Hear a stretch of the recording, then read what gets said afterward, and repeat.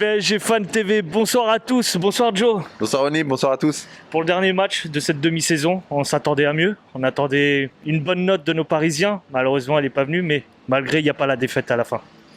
Ouais, force est de constater qu'aujourd'hui, c'est encore très très poussif. Et il y a des matchs, tu sais, qui m'énervent moins que d'autres. Que ça soit dur contre Lille, que ça soit dur contre Manchester, que ça soit dur contre Leipzig, mais que ça soit dur contre un 19e qui a mis 14 buts en fait jusqu'à aujourd'hui, qui arrive en fait à te faire des 11 tirs cadrés à la mi-temps, où toi t'es à 0 jusqu'à la 80e, c'est pas pardonnable. Franchement, c'est pas pardonnable. Moi là, je leur en veux. Non, ils étaient déjà en vacances, je leur en veux énormément. On n'a pas le droit contre un adversaire en fait aussi faible. Ça, moi, je comprends pas. Là où je te rejoins au niveau des stats, c'était 11 tirs de leur côté et 4 cadrés à la mi-temps. Nous, on a fait que 6 tirs et 0 cadré. Est-ce que pour un Parisien, pour un Paris Saint-Germain, est-ce que c'est de notre standing? Mais pour un Parisien et pour le Paris Saint-Germain et tout, si tu veux. Mais c'est scandaleux. Moi, tu sais quoi, j'ai toujours dit, cette saison, il y a des matchs, ouais, il y a des faits de jeu, etc. Mais il y a un match que j'avais pas pardonné, c'était quand on a perdu contre Rennes 2-0 et qu'on a mis 0 tir cadré. Ouais, là, on n'était pas loin de ça. Et c'est pas possible contre Lorient quand même, un moment. Tu peux pas, l'équipe elle est pas forte. Alors ok, je suis d'accord, avec tout le respect que j'ai pour les Lorientais, l'événement de l'année, de la décennie, c'est l'avenue du PSG. Ok, j'ai du respect pour eux et ça se voit, ils sont poussés par leur public. Maintenant, tu as des mecs, aujourd'hui, il y a des mecs sur qui on peut tomber. Alors, Icardi, il a peut-être marqué un but.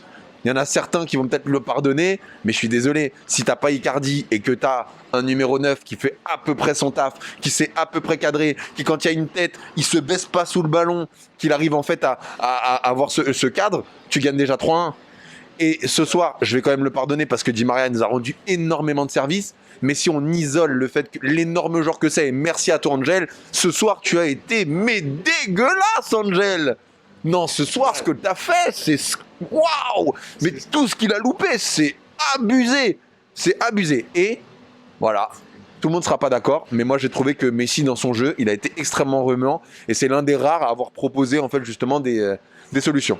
On va parler un petit peu de notre défense. On a vu un peu cette exclusion de Ramos, mais avant ça, Ramos a apporté un peu plus offensivement.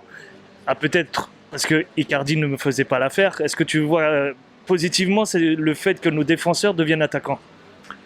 Ça peut pas être positif parce que déjà c'est une honte pour Mauricio Icardi que Ramos il lui dise tu sais quoi, va derrière un peu pour voir comment ça se passe, que tu sers à rien.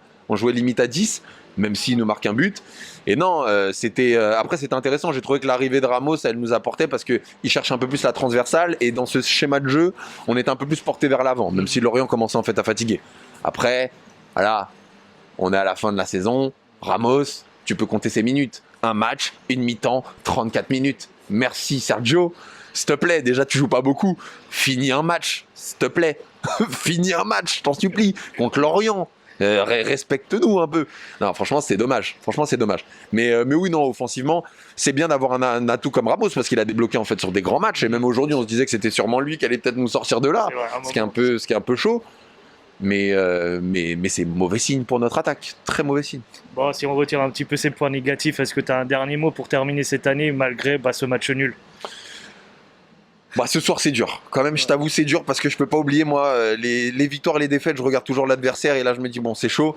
Après voilà, on reste quand même premier de Ligue 1, on voit qu'on arrive quand même en fait à avoir du caractère parce que même à la 80e on se dit ce match on peut encore le gagner et même quand on a égalisé on avait encore une cartouche qui fait qu'on aurait pu gagner. Donc on voit qu'on a une équipe qui joue en fait à courant alternatif sur toute la saison, qui sait quand même en fait des fois mettre de l'intensité mais malheureusement pas de manière constante. J'ai envie de dire qu'il nous a manqué en fait des gens. Si je vais finir sur notre positif, il nous a manqué des gens importants. Ce soir, effectivement, si tu as Mbappé, si tu as un Verratti et si tu as un Neymar, le match n'est pas le même et ça me console en me disant qu'on n'a pas notre équipe type. Voilà ce que je te dirais. Ça marche. Un dernier mot pour terminer? Bonne fête à tous, bonne fête à PSG Fan TV. Prenez soin de vos proches et on espère que la saison 2022, je le crois, sera grande. On va vivre un mois de janvier toujours poussif parce que c'est le mois de janvier et puis la LDC qui revient et les kiffs ensemble. Super, je te remercie. Bonne fête à toi. À plus tard. Ciao. Ciao.